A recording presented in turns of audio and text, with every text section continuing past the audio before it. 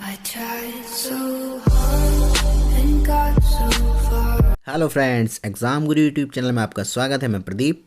आज की वीडियो हमारी चेर, चोल और पांड्य शासक के बारे में है। ठीक है, जो दक्षिण भारत के अंतर्गत जिन्होंने शासन किया था उनके बारे में आज हम इस वीडियो में पढ़ेंगे। ठीक है, तो वीडियो को जो भी देख रहे हैं वो चैनल को सब्सक्राइब करें, वीडियो को लाइक करें और बेल आइकन को प्रेस कर लें नोटिफिकेशन के लिए। चलिए तो आइए शुरू करते हैं। सबसे पहले मैं आपको बता दूं, हम पढ़ेंगे आज 100 ईसी से लेकर के 300 ईसी तक। तो आज की वीडियो जो है बहुत ही इंटरेस्टेड होनी है, वीडियो को लाइक करिएगा ज़रूर। चलिए देखते हैं। इस समय को जो हम पढ़ेंगे हम क्या कहते हैं, संगम काल। ठीक है, संगम काल क्यों कहते हैं मैं अभी बताता हूँ। और इसके बारे में आज 3 शासकों के बारे में पढ़ेंगे हम, चेर, चोल और पांड्य। चलिए तो देखिए, जैसा कि आपको बताया गया है, देखिए प्राचीन काल तमिल कवियों के द्वारा समय समय पर सभाओं का आयोजन किया जाता था।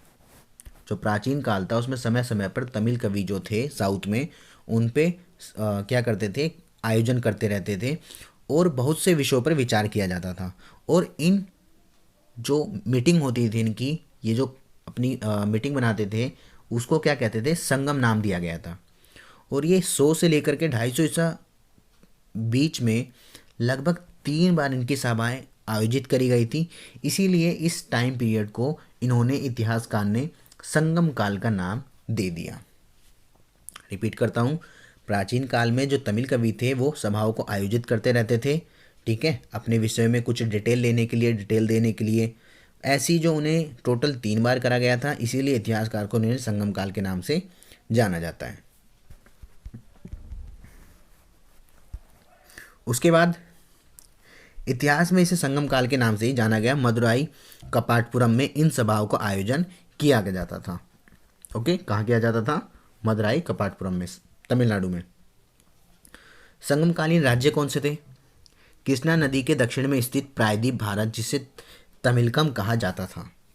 ठीक है, प्रायद्वीप क्या होता है? प्रायद्वीप जो होता है, जैसे देखिए इंडिया का मैप आपने देखा होगा, नीचे से ऐसा है कुछ, तो यहाँ पे भी पानी है, यहाँ आपका अरब सागर है, यहाँ बंगाल की खाड़ी है और नीचे हिंद महासागर है। तो जो ऐसा एरिया जो 3 जगहों से पानी से घिरा रहता है उसे हम कहते हैं प्रायद्वीप। ठीक है, पेनिसुलर। तो इन्होंने क्या करा था, इनको जो कृष्णा नदी के दक्षिण में प्रायद्वीप भारत थे उन्हें 3 राज्यों में विभाजित किया गया था, चेर, चोल और पांड्य। ठीक है, इन तीनों के बारे में हम पढ़ेंगे। चलिए तो सबसे पहले हम पढ़ते हैं किसके बारे में, देखिए चेर, चोल और पांड्य, ये 3 शासक थे। ये मैं आपको दिखा देता हूँ, ये आपको दिख रहा होगा। देखिए, चेर शासक, चोल शासक और पांड्य शासक। ठीक है, चलिए सबसे पहले पढ़ते हैं हम चेर राज्य। चेर राज्य कौन थे? चेर वंश पांड्यों के उत्तर पश्चिम में कोचीन, दक्षिण मालवार में फैला हुआ था। केरल का प्राचीन नाम क्या था? चेर था। ये केरल है यहाँ पर इंडिया के मैप में, तो केरल को प्राचीन समय में चेर नाम से जाना जाता था। चेरों ने अपनी वहाँ पे जो लोग रहते थे तो वो चेर कहलाते थे। चेरों ने अपनी राजधानी विंजी अथवा क्रूर को बनाया था और इनका प्रतीक क्या था?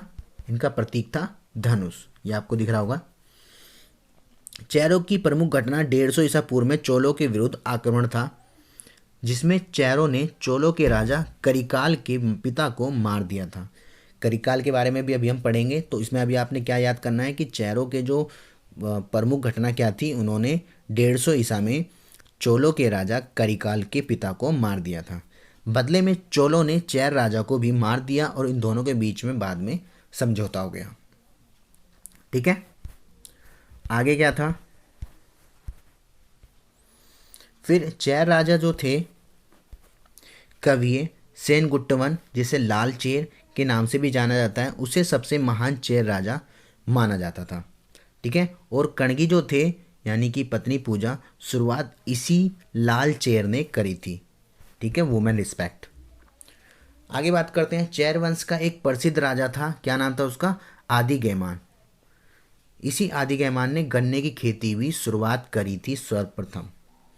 दूसरी शताब्दी के बाद चेर शक्तियाँ खत्म हो गई थी और फिर दूसरे राजाओं का वहाँ पर स्वामित्व हुआ था। वो कौन थे? चोल साम्राज्य। चोल साम्राज्य कौन थे? दक्षिण भारत के इतिहास में चोल वंश बहुत ही प्रसिद्ध था। चोल वंश का इतिहास दूसरी और तीसरी शताब्दी में देखने को मिलता है। बाद में पांड्यों की शक्ति के कारण इनका पतन हो गया था और 9वीं शताब्दी में विजालीय में समय फिर इन्होंने अपना उदय कर दिया था। एक्चुअली में चोल साम्राज्य जो है ये सेकंड और थर्ड सेंचुरी में बहुत ही ज़्यादा फेमस थे, परंतु उसके बाद पांड्यों ने इनका पतन कर दिया। फिर ये दोबारा से 9वीं शताब्दी में अपने फॉर्म में आ गए थे। तो यानी कि सेकंड सेंचुरी थर्ड सेंचुरी इनके लिए बहुत ज़्यादा बेस्ट थी। चोलों ने मंतूर, उरैयूर और तंजावुर को अपनी राजधानी बनाया था। ठीक है। उसके बाद चोलों का प्रतीक चिन्ह क्या होता था? बाघ, जो आपको दिख रहा होगा। चोल राज्य को ही कोरमंडल के नाम से भी जाना जाता था। ठीक है, किसके नाम से जाना जाता था? कोरमंडल। उसके बाद बात करें चोल साम्राज्य में तीसरी और चौथी शताब्दी के समय में चोल राजवंश के दो राजाओं का बहुत ज़्यादा प्रभाव देखने को मिलता है। पहला कौन? करिकाल, जिनके पिताजी को चेर शासक ने मार दिया था, और दूसरा एलारा। एलारा कौन थे? इस चोल शासक ने श्रीलंका को हरा करके यानी उन पे विजय प्राप्त करके 50 वर्षों तक शासन किया था। किसने? एलारा ने। ठीक है, एलारा ने श्रीलंका के शासकों को हराया था और उस पर 50 साल तक इन्होंने शासन किया था। उसके बाद करें करिकाल की, तो करिकाल जो था चोलों का पहला महानतम शासक था।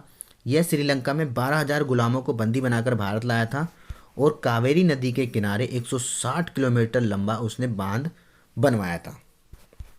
ठीक है, और प्रसिद्ध फुहार बंदरगाह जो कावेरीपत्तनम में है का निर्माण भी इसी करिकाल ने करवाया था। तो ये दोनों चोल साम्राज्य के बहुत बड़े शासक थे, फेमस शासक थे। ठीक है, आगे बात करते हैं पांड्य शासक की। पांड्य साम्राज्य, इस राज्य का सर्वप्रथम उल्लेखनीय मैग्नेथीज ने अपनी पुस्तिका इंडिका में किया है और इस राज्य का शासन स्त्रियों के हाथ में होता था। मैग्नेथीज था कौन? ये आपको पता होगा, जो सेल्यूकस था उसका भेजा हुआ एक यात्री था जो मैसेडोनिया से आया था, वो चंद्रगुप्त मौर्य के शासन काल में। ठीक है, मदुरई इसकी राजधानी थी और इनका प्रतीक चिन्ह मछली था। यह राज्य मोतियों के लिए काफ़ी प्रसिद्ध था। इस वंश के प्रसिद्ध शासक नेडियोन नेडियोन थे, इसी ने समुद्र पूजा की शुरुआत की थी और आगे चलकर 5वीं शताब्दी के बाद पांड्यों की शक्ति थोड़ी खत्म हो गई थी। ठीक है, तो फिर उसके बाद आगे फिर दोबारा से और शासक आए। तो आज की इस वीडियो में हमने 3 शासकों के बारे में पढ़ा। किनके? चेर शासक, चोल शासक और पांड्य शासक। ठीक है फ्रेंड्स, आई होप आपको ये वीडियो पसंद आई होगी। आगे के शासकों के बारे में हम अगली क्लास में पढ़ेंगे। अगर वीडियो को पसंद आई है तो वीडियो को लाइक करिएगा, ज़रूर शेयर करिएगा, और जिन्होंने चैनल सब्सक्राइब नहीं किया वो चैनल को सब्सक्राइब करिएगा। चलिए फ्रेंड्स, मिलेंगे फिर अगली वीडियो में। बाकी की मेरी वीडियो देखने के लिए आप चैनल को सब्सक्राइब करके प्लेलिस्ट में जा करके देख सकते हैं। ओके फ्रेंड्स, मिलते हैं फिर अगली वीडियो में। अभी के लिए इतना ही। Have a nice day.